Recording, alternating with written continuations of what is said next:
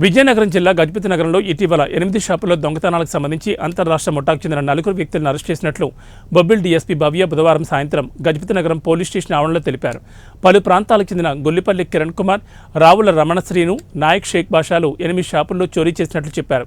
88,620 laptop, 9 smart ఫోన్లు, 3 వాచీలు స్వాధీనం చేసుకున్నారు. సిఐ రమణ, ఎస్ఐ లక్ష్మణరావు పాల్గొన్నారు. 3/25 అండ్ క్రైమ్ నెంబర్ 24/25లో మనకి 2 ఎఫ్ఐఆర్ నమోదయ్యాయి. 8 షట్టల్ అఫెన్సెస్ గజపతి నగరంలో జరిగాయి. మొబిలి డిఎస్పీగా ఛార్జ్ తీసుకున్న అతి కొద్ది రోజుల్లో ఈ అఫెన్స్ జరగడం నాకు ఈ కేసు పెద్ద ఛాలెంజ్గా భావించాను.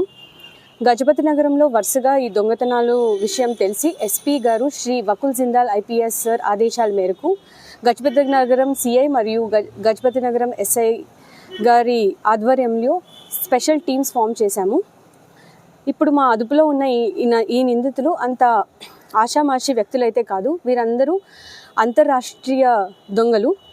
కర్ణాటక, మహారాష్ట్ర, తమిళనాడు అండ్ తెలంగాణలో వీరు వరుసగా దొంగతనాలు చేస్తూ పోతున్నారు. రాత్రిపూట ఎవరు లేని సమయంలో షట్టర్స్ పగలగొట్టి నగదు మరియు సొత్తు లూటీ చేయడంలో వీళ్ళు ఆరితేరిపోయారు. ఈ మధ్యనే మన రాష్ట్రంలో తూని, నెల్లూరు, 1 టౌన్, విజయనగరం, బొండపల్లి, ఎస్కోట ఇలా మొత్తానికి 9 కేసుల్లో వీరి